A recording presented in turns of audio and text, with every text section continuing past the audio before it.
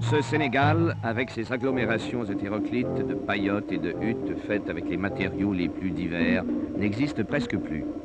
Il disparaît à un rythme accéléré pour faire place à un pays tout nouveau et riche qu'un gouvernement responsable édifie sous le signe de l'indépendance. C'est en effet seulement à Dakar, la capitale, et à Saint-Louis, plus au nord sur la côte atlantique, que l'on rencontre encore ces bidonvilles. Une population nombreuse s'y entasse, mais une population laborieuse qui a été attirée vers la grande ville par les hauts salaires.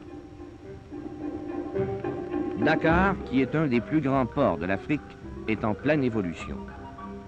Le tonnage qui y est débarqué et embarqué, et qui atteint plusieurs millions de tonnes, n'a fait qu'augmenter au cours des 10 dernières années. Dakar est en effet la principale escale africaine sur la voie de l'Atlantique Sud et de l'Amérique latine.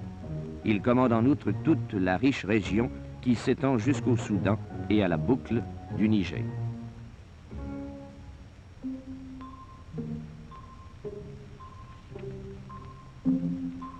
La capitale du Sénégal est au reste une des plus anciennes cités d'Afrique.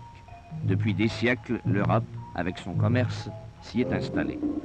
Il suffit de parcourir le centre de la ville, dont les édifices rappellent ceux d'une grande ville de la province française, et où l'on retrouve des bâtiments d'une architecture semblable à celle de certains quartiers d'Alger.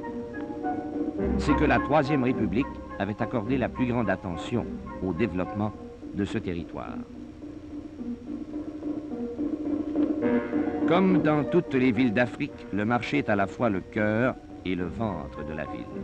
De tous les quartiers, de tous les faubourgs, blancs et noirs aux costumes pittoresques, viennent s'y approvisionner. Là se discutent également les problèmes politiques et les projets d'avenir. Dakar doit devenir en effet une véritable métropole.